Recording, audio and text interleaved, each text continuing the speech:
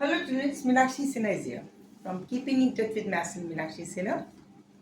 10th class CBSE UP board और ICSE में भी ये क्वेश्चन अधिकतर आता है कि प्रूव दैट √2 इज an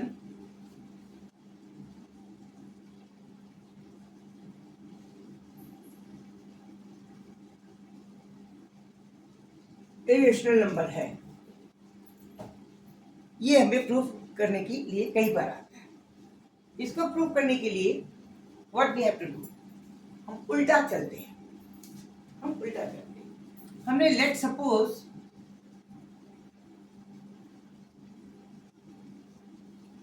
ये √2 इज रेशनल नंबर है।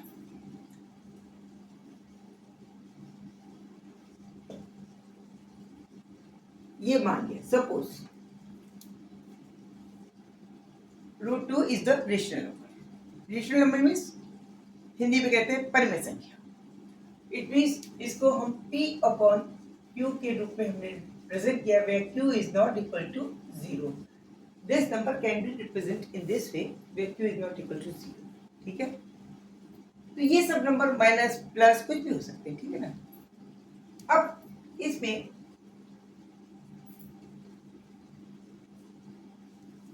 प्राइम नंबर में इसको कन्वर्ट करते हैं। इसमें इसका कोई कॉमन p और q में कोई कॉमन फैक्टर है, अब उसको अगर डिवाइड कर दें तो कट जाएगा और उसका एक नया रूप हो जाएगा, सपोज a अपॉन b, जहां a और b में दे आर प्राइम नंबर, को प्राइम नंबर मीन्स ये ऐसे प्राइम नंबर हैं जिनके अंदर सिर्फ दो ही फैक्टर हैं जो अपने दो फैक्टर में कन्वर्ट किया जा सकते हैं, ये खुद या एक। जैसे फॉर एग्जांपल इसको ले लीजिए, सपोज p अपॉन q, ये अगर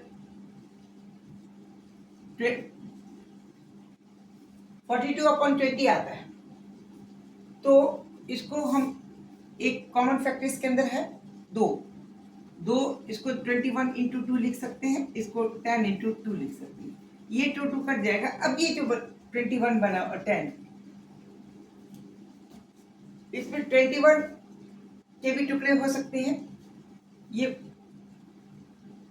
इसमें 7 इंटू 3 हो जाएगा, इसका 2 इंटू 5 हो जाएगा। लेकिन ये दो 7 और 2 और 3 और 5 ये आपस में 3 और 5 और 7 का अपना मल्टीपल 1 और खुद है, 5 का अपना मल्टीपल खुद और 1 है, 3 का मल्टीपल 1 और खुद है। ये सब आपके कौन से कैसे नंबर होंगे? को प्राइम, इनके अंदर कोई भी कॉमन फैक्टर नहीं होगा। तो ये को प्राइम नंबर आता है। इसको डिवाइड करने के लिए ये कॉमन फैक्टर हमने डिवाइड कर दिया, उसके बाद इसका रूप जो है it is converted into a को प्राइम रेशियो ऑफ द को prime number. It means this is in terms after dividing, after cancelling the cofactor. जो इनके अंदर कोफैक्टर हो सकता है, इनके अंदर कॉमन फैक्टर हो सकता है, p के अप टू का कॉमन फैक्टर, इसको डिवाइड करने के बाद इसका कन्वर्जन ये आ जाता है, तब a and b both are co-prime number. It means having only two factors.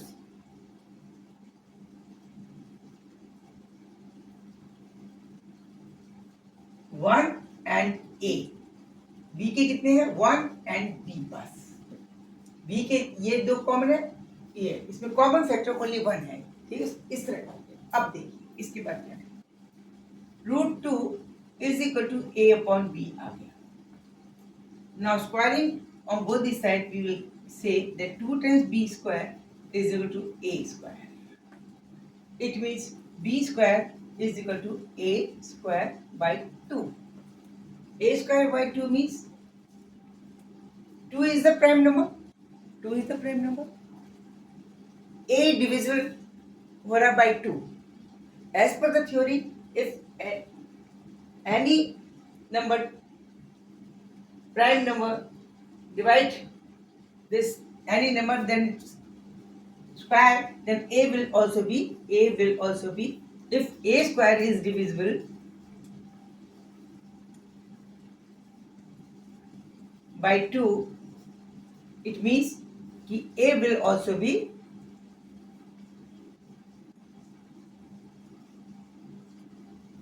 divisible by 2, है ना? This is the theory. This is the prime number. Any prime number, if a square is divisible by any prime number, it means a itself will be divided by that prime number, that is 2 here. इसका मतलब ये हुआ a upon 2 supposing equal to c. Suppose it means a square हो गया 2c, a is equal to 2c because a is divisible by 2. That's why we have supposed that a divided by 2 is equal to c, then a will become 2c. Now putting this value in this equation,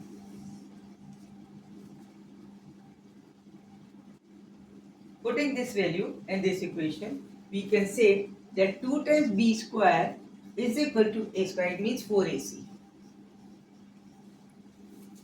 Okay, 4c square.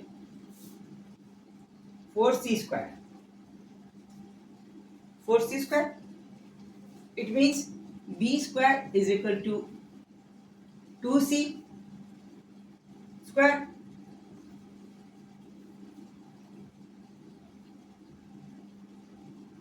Okay, it means c square is equal to b square by 2.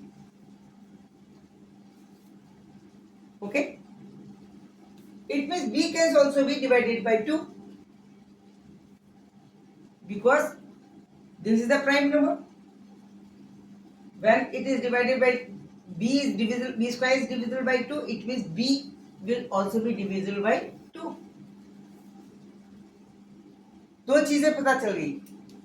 एक तो हमने ये कहा कि a is divisible by 2. a will be divisible by 2 because a square can be divided by 2. Similarly, मैंने proof किया that b square is also divisible by 2. लेकिन a and b we have assumed what? We have assumed that a and b are the co-prime number. Co-prime number means they are not divisible by any number other than themselves or 1.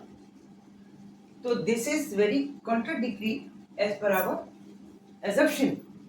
उल्टा हो गया, जो हमने सोचा उसका उल्टा जवाब दे रहा है. इसका मतलब हमारा assumption गलत है.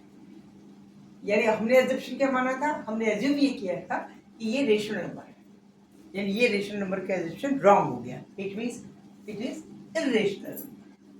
ठीक है, थोड़ा कॉम्प्लिकेटेड सा होता है लेकिन उसको स्टेप बाय स्टेप समझना जरूरी है. Okay, keep enjoying with me, keep in touch with me. डरिए मत, समझिए. एक बार, दो बार, तीन बार कोशिश किए. 1 नंबर का क्वेश्चन जरूर आता है, कम से कम 5 नंबर का क्वेश्चन बोर्ड पे जरूर आता है. Okay, see you, bye.